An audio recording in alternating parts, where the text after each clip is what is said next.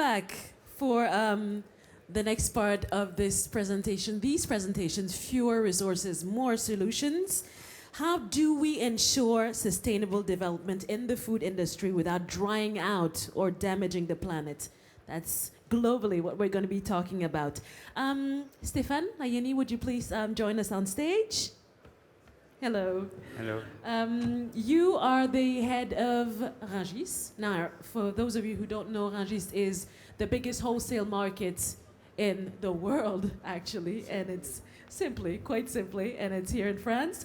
So I'll let you head on over to the speaker section, and we will have a seat and listen to you. Bonjour à tous. On m'a demandé de parler sur la frugalité durable. Alors, d'abord, il faut remercier Rungis parce que ce matin, si vous avez eu un peu de soupe, c'est grâce au service de Rungis qui vous a apporté les fruits et légumes dans la nuit. Que signifie moins de ressources, plus de solutions? Le premier élément est factuel et le second est impératif pour nos entreprises pour exister encore demain et se développer dans notre environnement ultra-évolutif et concurrentiel. Vous écrivez dans votre guide, que j'ai lu avec attention, qu'il est impératif de trouver un équilibre entre efficacité sociale, économique et protection de l'environnement. Il est impératif de réinventer l'écosystème de l'alimentation et de la restauration. Et justement, le marché international de Rungis est à lui seul un écosystème, une illustration de ce que peut être la circularité, alliant pertinence écologique, économique et sociale. Pourquoi? Parce que le marché de Rungis concentre les flux et massifie l'offre. Rungis, c'est un seul site de 234 hectares, plus grand que Monaco, qui permet l'approvisionnement de 18 millions de consommateurs pour 2,5 millions de tonnes de produits annuels. Rungis est donc la centrale d'achat des commerces de proximité, restaurants, marchés forains, primeurs, fleuristes, bouchers, charcutiers. Nous accueillons 26 000 véhicules par jour, un terminal ferroviaire et un aéroport, et nous avons des autoroutes qui desservent le marché. Et en plus, ce site est générateur d'emplois. Rungis permet à 35 000 personnes de travailler dans la filière agroalimentaire et a un impact de 102 000 emplois en France. Donc c'est un site précieux pour la logistique urbaine. Vous le savez tous, la livraison du dernier kilomètre est désormais un enjeu majeur du monde entier.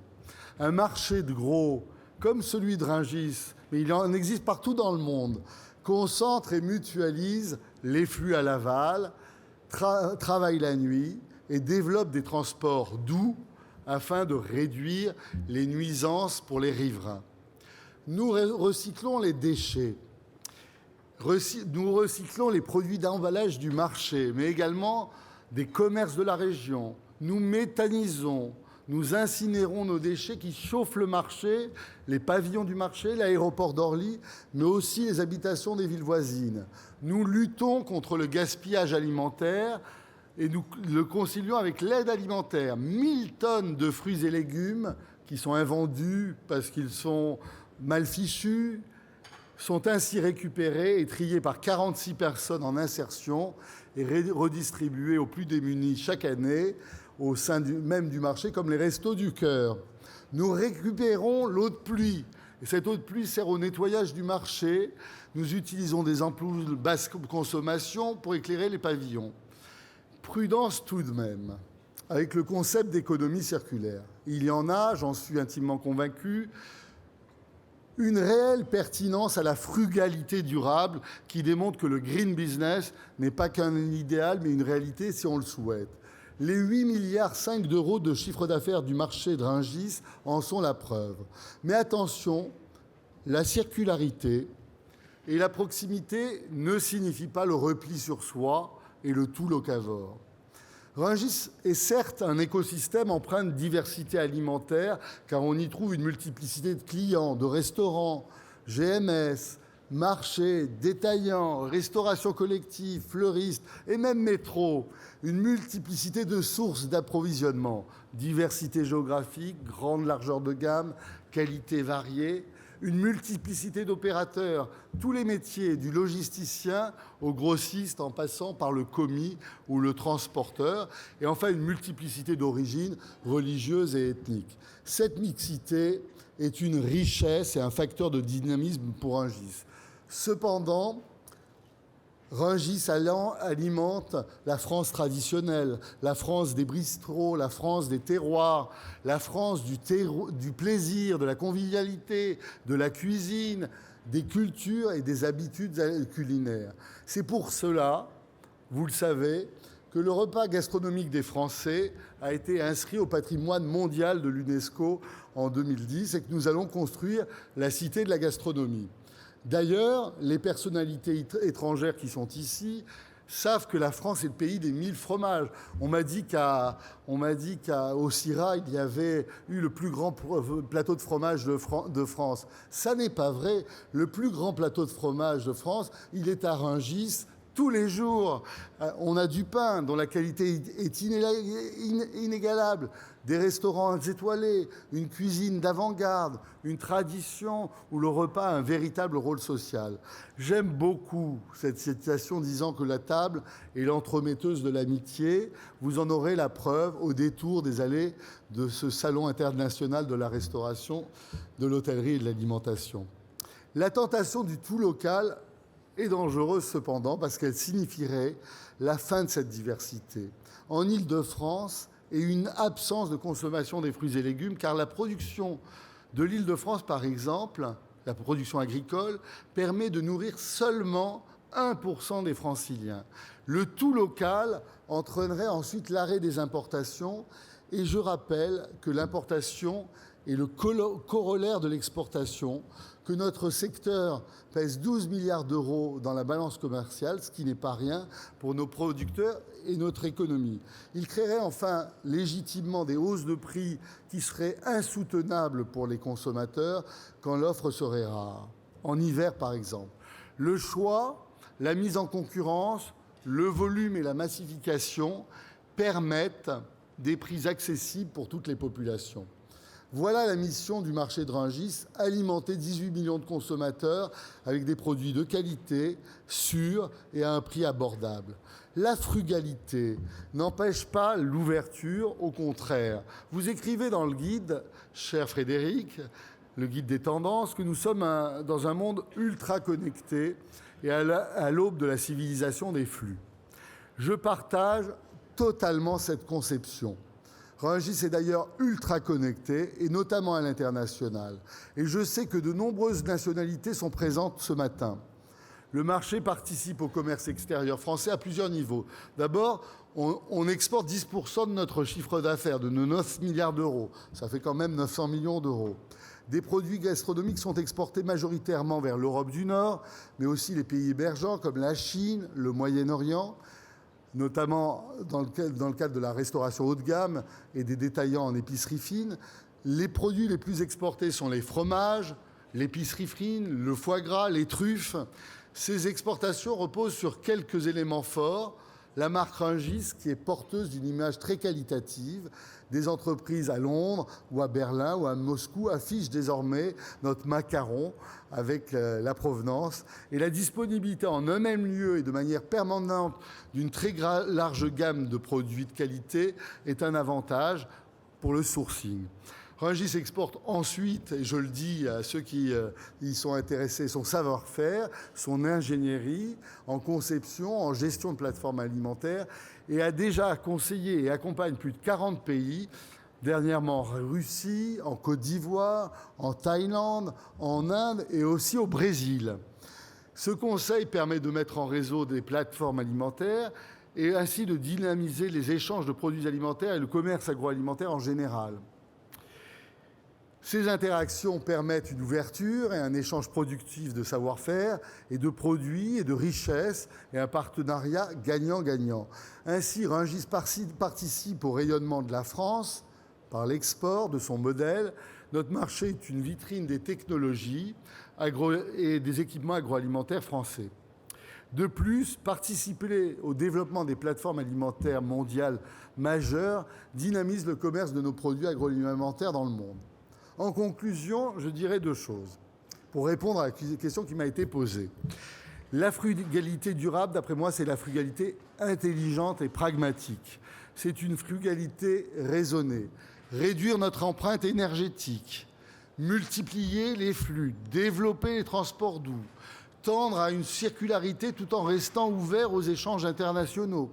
Le marché de Rungis exporte et en même temps maintient une ceinture verte francilienne en accueillant sur son site le carreau des producteurs où 56 maraîchers parisiens et d'Île-de-France et arboriculteurs vendent leurs produits. Le marché de Rungis recycle ses déchets et revend le chauffage qui en résulte.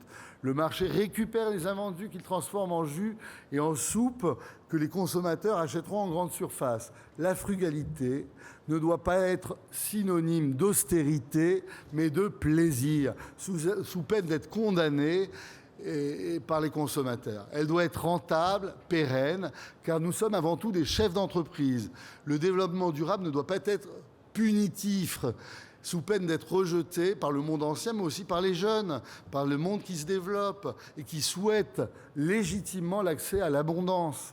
J'ajoute que les ressources seront certes de plus en plus limitées, mais que le malthusianisme ne règle aucun problème, mais en crée.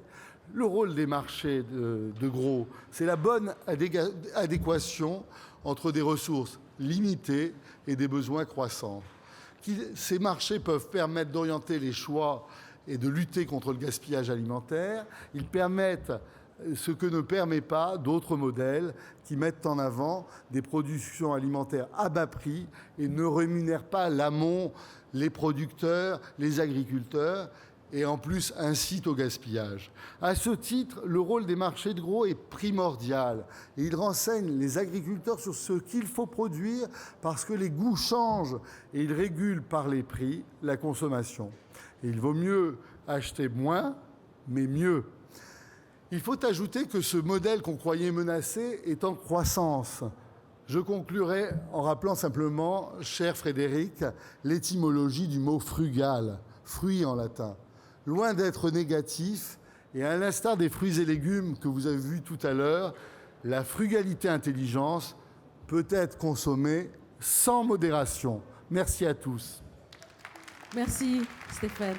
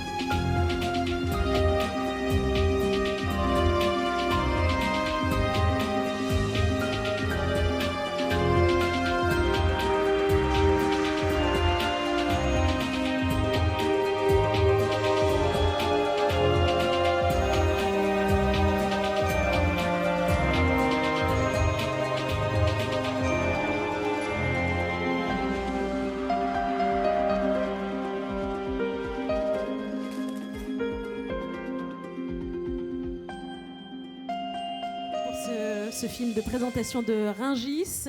Stéphane, vous avez rejoint notre panel d'experts, Katia Merten-Lenz, Jonathan Doughty et Bruno Gousso. Now, what you do not know is that this stage is a little bit like Rungis. It's very busy and it's an ever-changing environment. So we are going to adapt. I'd like to present you our next chef. He's from Peru. He's one of the rising stars in Latin America, most say. Ladies and gentlemen, Gaston Acurio.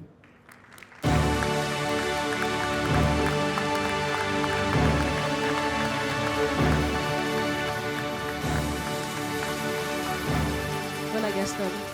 Bienvenido. So, Frédéric, would you like to present Gaston to us? Vous avez là un chef exceptionnel, c'est très rare pour nous d'avoir ce personnage ici.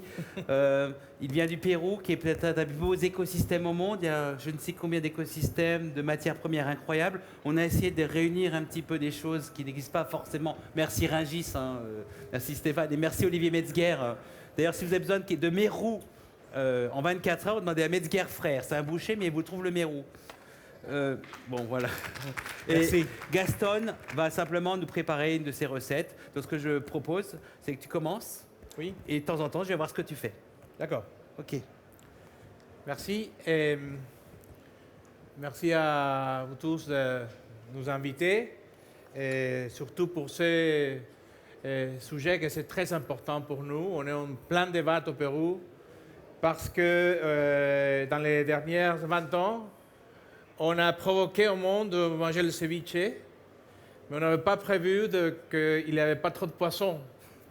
Donc maintenant, on a un vrai problème au Pérou parce qu'on est passé d'avoir 25 restaurants de ceviche à Lima à 20 000 en 20 ans. Non.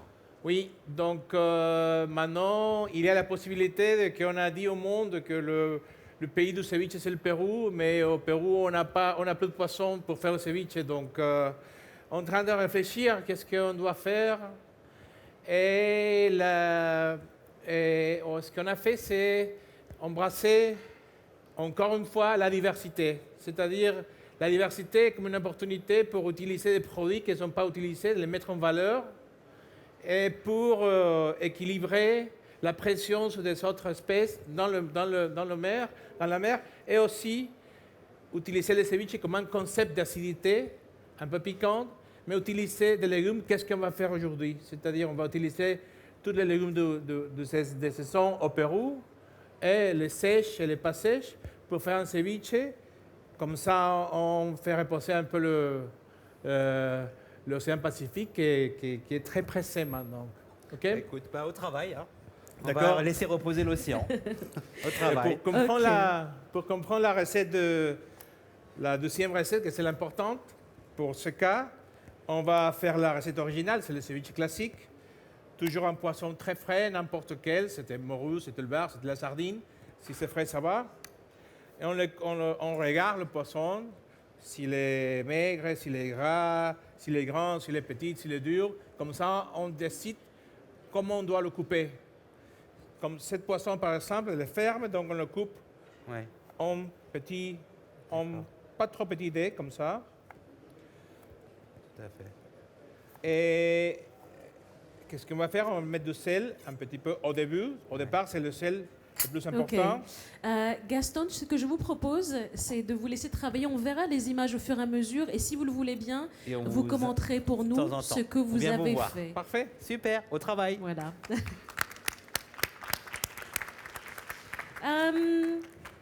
Du poisson à la viande. Je demande à Olivier Metzger de bien vouloir nous rejoindre. C'est un des grands bouchers de Rungis. Bonjour Olivier. Et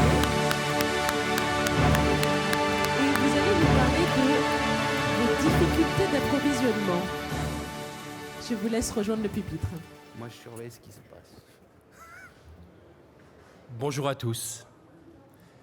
Mesdames, Messieurs, je suis d'abord un boucher. Ma fonction est de sélectionner des viandes, surtout bovines, en ce qui me concerne, et de les préparer techniquement et commercialement pour qu'elles soient faciles et agréables à consommer. Évidemment, la question de la frugalité sur laquelle vous m'invitez a témoigné est, comment dire, un peu inattendue. On ne m'a pas appris ce mot-là dans mon école de commerce, ni à celle de la boucherie. où notre enseignement ne nous recommandait pas de rationner les clients. À la réflexion, je prends le sujet quand même. Je dois admettre que les quantités de viande disponibles pour la population mondiale ne sont pas extensibles à l'infini, même si de nombreux arguments brandis par les lobbies anti-viande sont très fortement contestables, mais c'est un autre sujet. Je dois aussi admettre, on le verra mieux avec quelques chiffres, que déjà aujourd'hui, le formidable appétit pour la viande rouge, qui se manifeste dans des pays qui naguère n'en consommaient pas ou peu, que cet appétit mondial donc commence à limiter le disponible. J'ajouterai que cette fameuse frugalité est déjà de mise pour le secteur de la viande de boucherie en France et en Europe. Après être passé par des sommets à la fin des années 80, quelques 103 kg par tête et par habitant, pour le français moyen, la consommation individuelle de viande et de produits carnés évolue sur une tendance de fond régulièrement baissière depuis plus de 20 ans, atteignant aujourd'hui 80 kg. D'où la nécessité pour nous, les métiers de la viande, de nous adapter à un marché que j'appellerais donc frugal. Les besoins physiologiques des populations sont totalement couverts. Le dynamisme commercial ne peut donc venir de l'augmentation globale des quantités vendues à chacun, mais de la meilleure valorisation des morceaux grâce à notre savoir-faire et à une diversification de notre offre. Vous m'avez demandé de rappeler quelques chiffres, je fais au plus court. La production mondiale de viande dans le monde, c'est 59 millions de tonnes pour les chiffres 2013. Cette année-là, elle avait un peu progressé de 2,4% sur l'année précédente. En arrondi, nous trouvons 15 millions de tonnes pour l'Amérique du Nord, 10 millions de tonnes pour l'Amérique du Sud, 10 millions encore en Asie et seulement 7,2 millions de tonnes pour l'Union européenne comptant les 27 pays avec une baisse de 5%. Du coup, l'Union européenne ne produit plus que 12% de la viande mondiale. De ce point de vue, nous ne sommes pas un marché dominant, loin s'en faut. Pour ce qui est de la consommation mondiale, et selon des calculs un peu incertains, elle atteindrait 57 millions de tonnes en 2013. En Europe, nous utilisons 6,6 petits millions de tonnes contre 8,4 millions en 2007. On voit que la régression est rapide. Au contraire de zones comme la Chine ou même l'Inde, et oui l'Inde, ce continent qu'on croit peuplé d'adorateurs de vaches sacrées, mais dont les besoins en viande augmentent désormais en permanence. Il est vrai qu'entre Bombay et New Delhi, on se situe encore à des niveaux compatibles avec notre aimable frugalité. 2 millions de tonnes de viande rouge pour 1 milliard d'individus. Même un militant végétarien pourrait inclure sa portion dans son menu dimanche. Si vous regardez ce qui se passe en France, notons que depuis quelques années, le troupeau bovin a beaucoup changé. Désormais, on compte 4,1 millions de vaches allaitantes et seulement 3,6 millions de vaches laitières. Il y a donc plus de vaches à viande que de vaches à lait, sauf si l'on comptait avec elles la masse des contribuables français dont la traite est effectuée sans aucune frugalité fiscale. Or, le troupeau spécialisé viande, c'est bien, mais faut-il encore savoir valoriser ses produits, forcément plus coûteux à produire que ceux issus du troupeau laitier. À partir de ce troupeau français, mais aussi mondial, quelle peut être notre stratégie pour répondre aux attentes d'une clientèle européenne désormais préoccupée par les équilibres nutritionnels? La qualité des produits, la praticité de l'offre, je répondrai à cette question sous deux aspects. Le premier est de mettre l'accent sur la naturalité de la production. Le second est le développement de notre savoir-faire professionnel. La naturalité, c'est important pour l'image de nos produits et pour la satisfaction de nos clients. L'élevage industriel est de plus en plus critiqué, voire carrément rejeté, par l'importante fraction jeunes, urbains, CSP+, de notre clientèle. Je vais peut-être vous faire réagir, mais tant pis, moi je les comprends. Un bovin, un ruminant, c'est avant tout un transformateur d'herbes, un aménageur de territoire et de paysage. Son anatomie digestive, sa dentition, son équipement enzymatique font cet animal une entité extraordinaire, unique. Elle est seule capable de transformer la cellulose brute de l'herbe en protéines nobles pour l'alimentation humaine. Je ne vous le cache pas, je suis triste, très triste, et même choqué quand je traverse aujourd'hui certaines grandes zones herbagères. Je pense au Massif central, mais pas seulement, sans plus voir de bovins au pâturage que de loin en loin. Quant au savoir-faire professionnel, il est nécessaire non pas seulement de le maintenir, mais de le redévelopper. Il suffit de regarder autour de soi, dans les restaurants, les supermarchés, la viande est souvent mal coupée, mal affranchie, mal dénervée, mal dégraissée, mal parés, pour finir tranchés à contre-fil. Et je ne parle pas d'une maturation d'efficience. La boucherie, le métier que je fais et qui comporte le service de quelques-uns des plus grands cuisiniers du monde, c'est nécessairement le contraire de tout ce à peu près. Les viandes que je sélectionne en France, en Europe et dans le monde, je dois leur donner cette French touch, cette élégance, cette perfection du détail qui font la différence. Luxe et prix élevé. Mais non, seulement du travail bien fait qui va fidéliser le consommateur, bien plus que le matraquage des prix à coup de promotion permanente. Quoi qu'on fasse, la viande, ce que j'appelle la viande, restera un produit relativement cher. Il doit donc être parfait. Mesdames, Messieurs, dans ce grand élan de frugalité heureuse qui est supposé nous exalter ici et aujourd'hui, est-ce que le slogan « Mangez moins pour manger mieux » doit s'appliquer à nos belles viandes?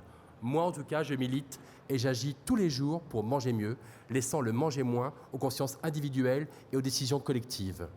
Ne me demandez pas de décider ce que l'humanité doit faire, je m'occupe déjà de beaucoup de choses et celle-ci est très au-dessus de mes capacités.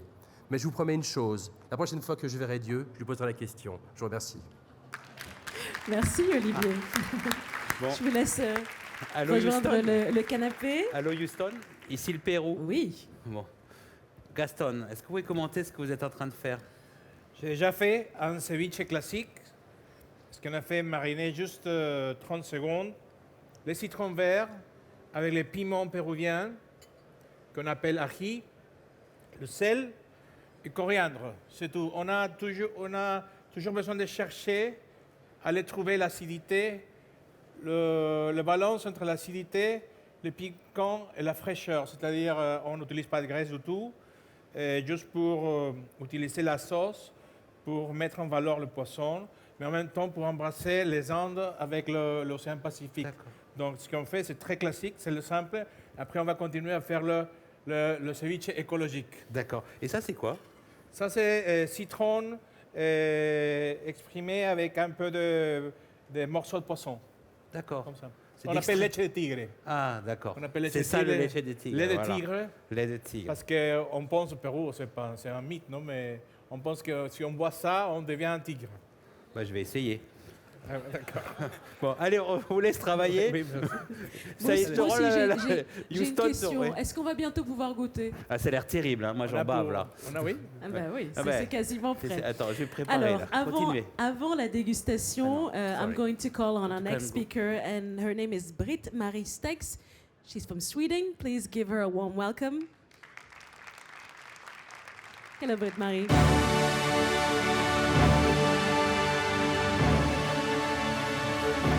Never mind the music, I think. She's already here. Britt-Marie, you were crowned Entrepreneur of the Year last year, but you've been working for 15 years now on a concept that improves animal welfare. So you're going to tell us more. Thank you. Thank you. And how wonderful it is for me to be speaking to such a distinguished audience today. We have just launched Europe's first large-scale mobile slaughterhouse. I am so proud of this, and I will, for the next few minutes, tell you why and how we did it. What questions do consumers ask when they should eat beef? Can I trust where the meat comes from, and is it really beef? Has the animal had a good life? Has the animal been exposed to antibiotics or growth hormones during its rearing? Am I contributing to the greenhouse effect when I choose beef? Will the beef be tender and taste good? First-class animal welfare, low environmental impact, tastier and more tender meat. I started the brand Hälsingestintan 15 years ago because I wanted all consumers to have access to high-quality meat, tender and tasty premium meat. I realized I couldn't do that without having control over the whole production chain. In order to maximize the quality of the meat as well as the animal's well-being, there are several key components. Consumer demands are increasingly moving away from cheap anonymous meat to a production that ensures animal welfare, that the environment is affected as little as possible, that the origin is known and that the meat is tender and delicious. But knowing the animal's exact origin and how it has been raised is not enough.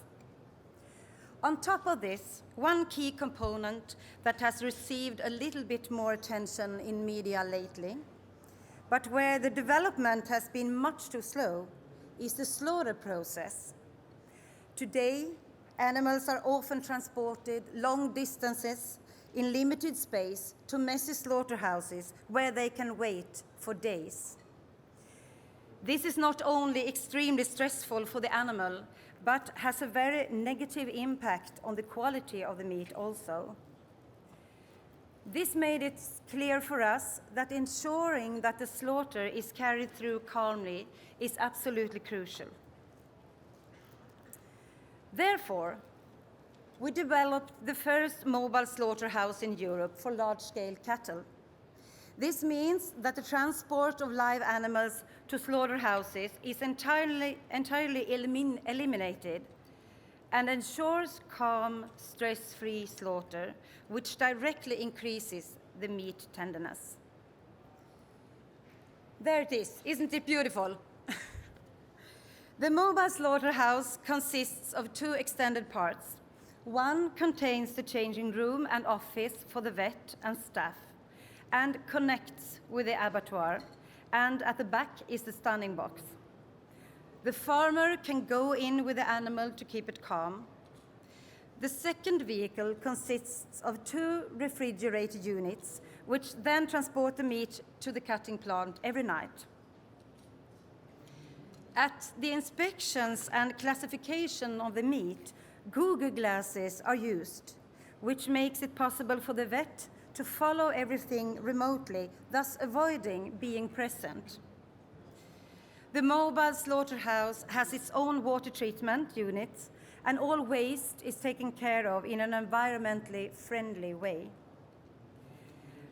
The idea of a mobile slaughterhouse already existed, but the resistance was quite intense.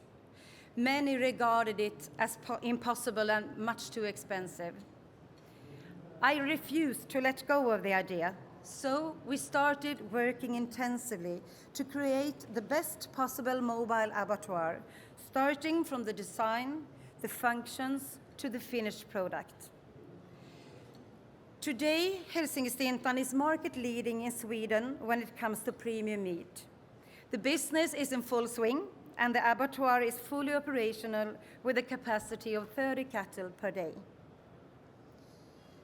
Our company, and this is very important for the future, is currently pioneering digital traceability across the entire chain, from the specific animal to the consumer. This ensures fully documented information for consumers who can instantly access comprehensive data on the origin, welfare, slaughter, and shipment of the product, just at the touch of a keypad. This is an ongoing process, and we are constantly working to meet the demands of consumers to better animal breeding and the conditions for a well-functioning, high-class meat production.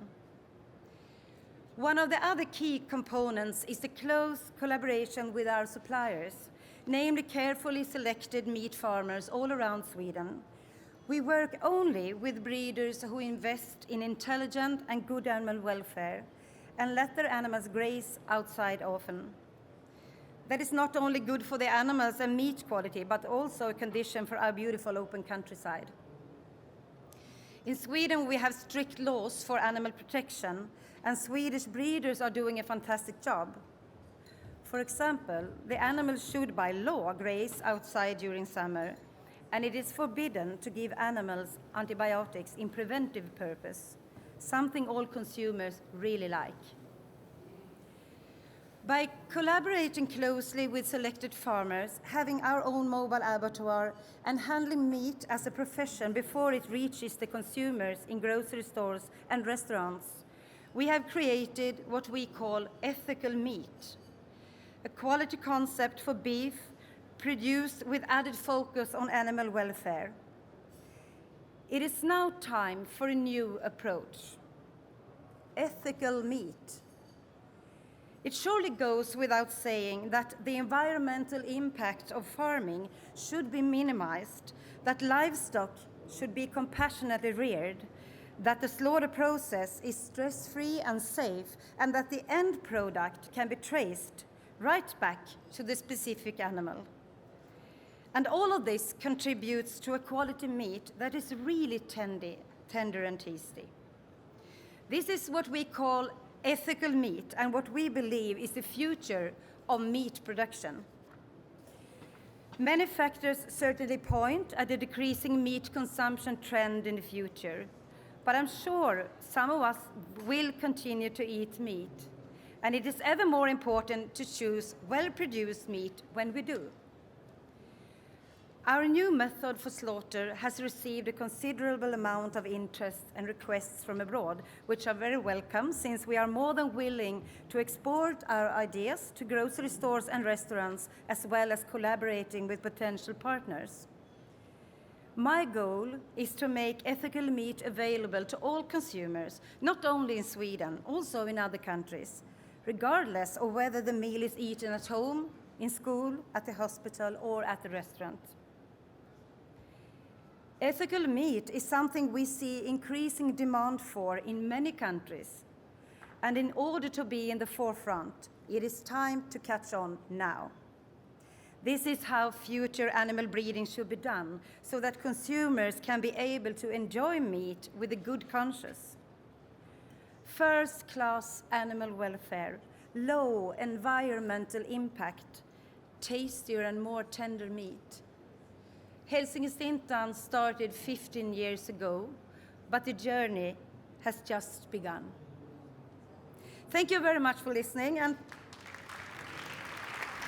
Thank you, Britt-Marie. You like fish as well, I hope? oh, I love fish. Okay, because it's time to taste Gaston's dish. So please come with me. Bon, Gaston, j'en ai la bouche pleine, c'est super bon. Vous pouvez nous expliquer ce que vous avez fait là? Okay. Oui, You can take on a place fait right un around ceviche, here. on a utilisé Please come on. les pommes de terre que les Incas séchaient il y a depuis 5000 ans au Pérou, séchées dans les Andes, dans la neige dans les Andes. Complètement séchées, on les a hydratées. Le maïs qui est séché aussi, on le fait sauter avant, des différents maïs, des différentes pommes de terre qu'on n'utilisait pas avant, des différentes sortes de radis. Et avec ça, on a fait une sauce de leche de tigre, mais avec de l'avocat péruvien. Donc, comme ça, on a beaucoup plus de différents goûts dans un ceviche que normalement on utilise seulement un poisson. Mais maintenant, on utilise des différentes variétés de légumes. Donc, c'est génial parce que avant, les chefs ont cherché les produits beaucoup plus chers. Et maintenant, on peut trouver la beauté, le goût, la créativité, la diversité, l'originalité dans des produits qui n'avaient pas une position importante dans le marché. Mais avec la cuisine, on peut le trouver une opportunité pour les producteurs, pour l'environnement et pour les gens aussi, parce que c'est, bien sûr, c'est beaucoup, très bon pour la santé aussi, pour le corps, pour le corps aussi. Alors quand ça ne vient pas par avion de Rungis, ça coûte combien ça au Pérou? Ça? Ouais. Dans vos restaurants? Bon, dans mon restaurant, c'est un peu cher quand même. Hein, mais c'est des gens. mais il y a 40 cuisiniers pour 30 couverts, donc ça va. Mais normalement, on peut trouver un bon ceviche dans la rue pour 2 €. Wow. On n'a pas de hot dog dans la rue, on a le ceviche. Mais maintenant, est-ce qu'on est en train de convaincre aux gens que c'est important de commencer à manger le ceviche de légumes? Parce que comme ça, on va avoir du poisson pour toute la vie, pour les nouvelles générations aussi. En tout cas, ça a l'air absolument délicieux. It looks great. Can we have a taste? Yes, please. Okay, let's Bon. pass it over Allez. to our distribuer les speakers, cuillères. experts, Pásame el toque, 5. and we'll have some for you as well, so you can tell us what you think about all this. Je vais bien goûter celui-là, moi. 5. Oops. Yes, please. Thank you. All right. Ça, c'est Désolé, l'original. hein, Et ça, c'est What's la... your l'écologique. verdict? It's difficult to speak with your mouth full, but Who's going to tell me how it tastes? I'm hearing, I suppose that's an answer. Stunning. Commencer par la bas broche. Gymnastics in the mouth. J'en Wow. perds. Very inspired. Okay, Gaston, I think you have an A+. Je pense que c'est un A+, hein, pour vous, Gaston. Ça, c'est pas seulement avec Une légumes. petite cuillère peut-être. Une petite cuillère. All right, while they finish their little dishes, gonna speed things up a little bit. I'm going to ask Mr. John Atkin and Ilham Kadri to please join us on stage. Have a little seat so we can prepare for your next interventions. Welcome.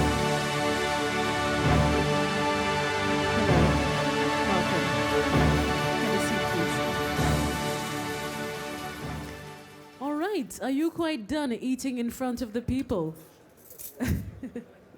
No, they say. So here's my suggestion. I'm going to let you finish your dishes. Take your time. And Mr. Atkin, please, we're going to have your presentation. Now, you are a board member of the Syngenta Foundation. And as I said when we started this morning, we're going to be tasting some foods that we never heard of before. And you've brought some of them with you. So we'll see that once you've had your presentation. Please head over to the speaker section.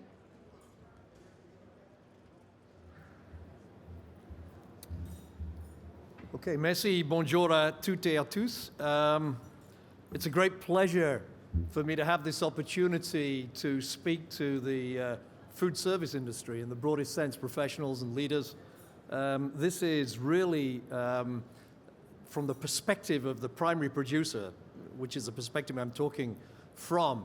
A company, Syngenta, which is a provider of technology for farmers around the world, seeds, ways of controlling pests, whether biological or chemical.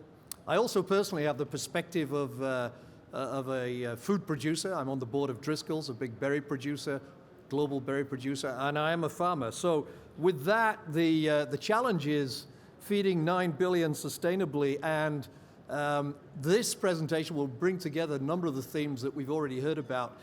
When I checked the world population clock on Sunday, it was 7.29 billion. There will be 9 billion people here in the year 2050. It's a certainty, and perhaps a little bit sooner than that. So the challenge, I think, is well made. There was a movie which was released at the end of last year called Interstellar.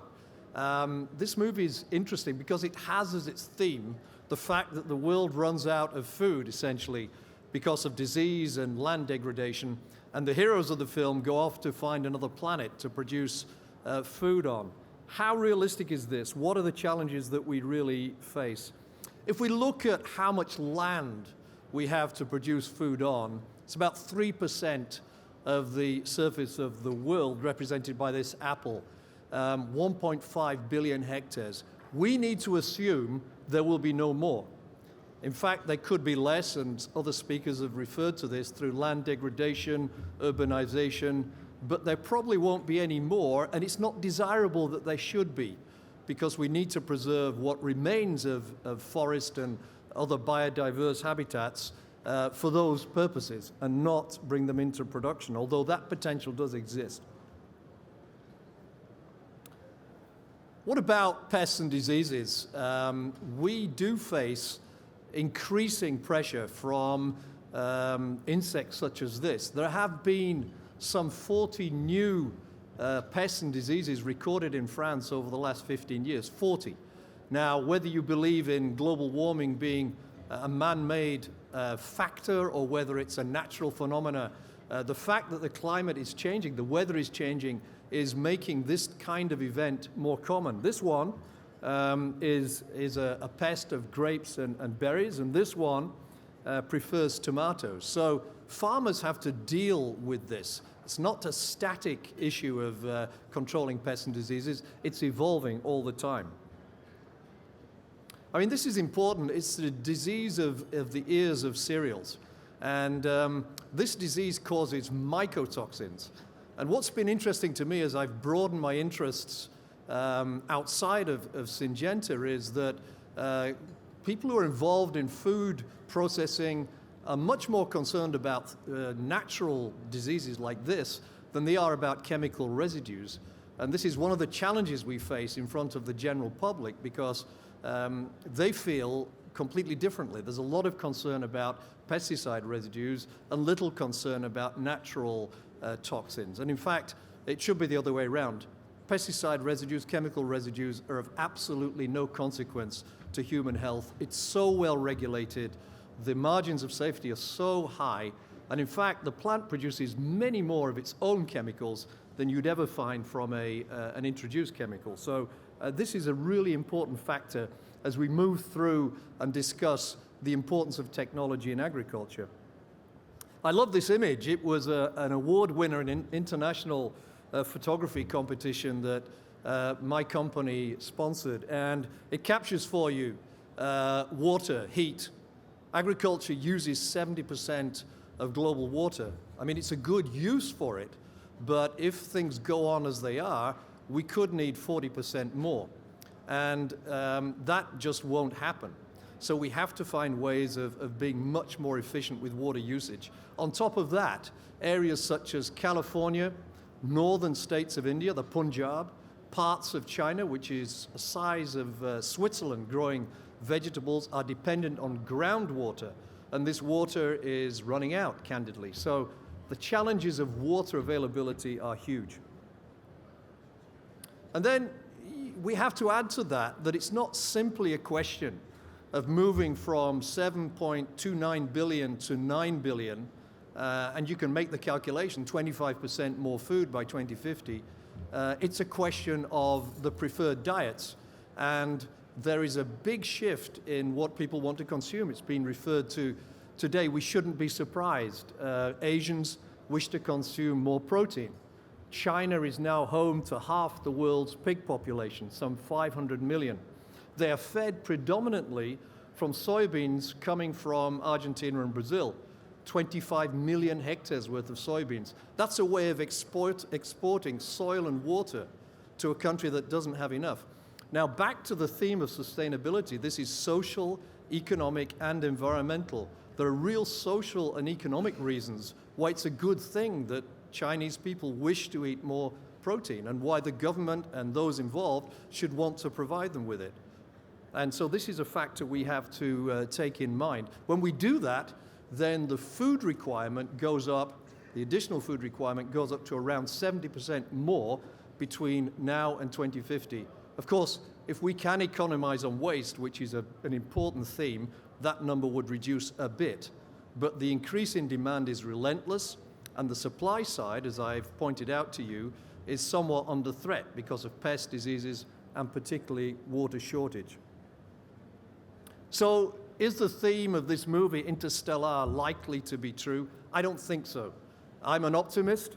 I think that we know on the production side how to produce enough food, do it more sustainably, and I do believe that that can happen, but we do need to be much more open to technology. We need to embrace it in the way we embrace it in smartphones, in automobiles, in most of our ways of life. Technology is part of the solution here, and let me illustrate that with these following slides. First of all, Syngenta, as I pointed out, is a producer of primary technologies for farmers. You can see it here. We're right at the bottom of the food production chain, and everything else depends on what farmers and companies like ours can do. We spend $1.3 billion a year on innovation, so it's heavily, intensively invested in order to provide these technological innovations that the world needs. But we're very conscious that we have to meet the consumer expectations of quality, price, and quantity. So how have we been doing? Well, if you look at the price equation, here you see the price of a baguette in France has gone up 12 times since 1960. That might sound a lot to you, but in fact, if you compare it to just about anything else, and here we have a cinema ticket, which has gone up 36 times, it's a bargain. There has been a massive success in meeting the demands of feeding people at a reasonable price, particularly in the development world, but increasingly in the developing world. And you could compare food with just about any other service that we have in modern life. Food is cheap in real terms. Some would say it's too cheap. And why is that? Well, productivity. This is the yield curve of wheat in France. You can see how dramatically it increased over the last 40 or 50 years. Dramatically, about 2% per annum. You will also notice that it's flattening out, and that's an issue. And one of the reasons it is flattening out is that we've become a bit technophobic. We don't want technology. We feel that it's something that should be limited, and the barriers that are being put in place for developing new innovations to continue this yield curve are a real problem for people in our industry, and they're a real problem for farmers. Has this been at the expense of quality? Well, no. You can see here that almost 80% of French wheat qualifies as suitable for bread making. As recently as 1997, that was less than 50%. So it has not been at the expense of quality. But I'll freely admit, and I'll illustrate to you just now, that the industry can do much better in providing taste, color, and quality to vegetables, to fruits, and indeed to many foodstuffs. And we are in the process of doing exactly that. I mean, this is an example of the future. Producing tomatoes in a controlled environment. Water which is fed, it's a soil-free all-soil system. Water is monitored, controlled, there's no wastage, as are nutrients. Pests and diseases are more easily controlled in a covered environment, often using biological methods to do it, good bugs which eat bad bugs. So this is a real vision of what good can look like, and it's being increasingly developed to produce fruits, all sorts of vegetables, and we really should embrace this idea. It's technology being used in the right way, in a sustainable way, and in a productive way. And the taste that you get from produce, as we will find out with the examples we have here, is excellent. That's determined by the genetics and the quality of the protection of these plants as they go through the growing cycle. Breeding. I talked about what we do, Syngenta. We do breed genetically modified crops for those countries that want to use them. Here in Europe, this is not a market. But the techniques that we've learned through developing genetically modified crops are really helpful in conventional breeding. We can select genes that convey taste, that enable plants to withstand water shortages, that give them different colors, that provide all sorts of qualities that consumers would want and farmers would want. And we can do that much more efficiently because of knowledge of biotechnology and knowledge of genetics. And this is a very important point, and we shouldn't mix it up with genetically modified crops. It's not the same at all. Conventional breeding enabled by biotechnology. And here are two great examples. The Kamato on the left, which we have samples of, and the seedless small Angelo pepper on the right, which was a winner of a competition a couple of years ago. Fantastic examples, both bred for taste, color, and of course their general appearance. And we can do that in a much more rapid way now. We can provide all sorts of options for all sorts of demands and tastes, and this is a really important point about technology in agriculture. It is responding to the needs of consumers in a way which is much ahead of the way it was before. And just to conclude my short presentation, I've made some comments here about the way our industry is perceived, the way our company is perceived. And people say, well, what are you doing about it to improve the perception of technology in agriculture? Well, we've gone quite a long way, and we've come up with this good growth plan, 6 commitments. And I won't go through them all, but this is a way of us saying, look, come and look at what we do. Come and look at what technology means in agriculture, why it's so important for sustainability. And if we look at the one just on the left there, we're committed to raising yields of the world's major crops by 20% by 2020. We look at the orange ones, the one on the right, biodiversity. We've got ways of putting flowering plants next to intensively grown crops to attract bees and birds and other wildlife, which is hugely effective. And we're going to make that happen on 5 million hectares. And then smallholders. And you see on the right, we're committed to raising yields by 50% on 20 million smallholders. Now these are big commitments. They will be audited results. We have 50 demos in France, and we have almost 1,000 worldwide. These are farms which will be externally audited and monitored. So my last slide is one of hope, because a lot of our business is on smallholders, and most of it is, of course, in the hands of women in Africa. This was a project that the foundation I'm on the board on was engaged with, along with the company, to raise potato yields. How can you do that? Well, you give them better seed, you enable them to have better seed, you provide some know-how, you enable the control of pests with some simple products, and the results were stunning. 50% yield increases on average, and these ladies, the one on the left is called Elizabeth, raised the yield by 3 times. And this was the difference for her between subsistence farming and opening a bank account and being able to provide in a much better way for her children. Dramatic improvements. So I'm an optimist because we know what to do. We just need a little help from influencers such as yourselves to understand that these challenges do require an integrated approach, using technology, using the best we've learned from organic farming to be as productive and as sustainable as we can be. Thank you. Thank you very much, John. Could you please head for... De M. Atkin tout à l'heure. Mais avant, je voudrais absolument qu'on félicite le chef Acurio, Gaston Acurio, qui a exceptionnellement pris le temps de venir nous voir, alors que ce soir, il prépare le dîner des chefs à l'hôtel de ville, le chef sud-américain. Et donc, merci beaucoup, Gaston. Merci à vous. Merci. Et il a juste dit une chose pour faire plaisir, messieurs de Rungis, là. Il a trouvé le mérou très très bon, très bonne qualité. Génial, oui. Le monsieur de Rungis, que nous remercions également. Merci beaucoup, Stéphane, d'être resté jusque-là. Si vous voulez rejoindre votre siège, vous êtes libre. Merci à vous. Alors, Madame Layani, Madame Kadri, Ilham Kadri. Ah ben voilà, je vous ai marié. Excusez-moi. Madame Kadri, c'est à vous, vous êtes notre prochaine intervenante. So I'm going to let you head for the speaking section. You are the CEO of the company Diversity. Am I pronouncing it right? Yeah, Diversity. And we're going to start off by a little film. Today, our world faces one of its greatest questions. How can we get more from less?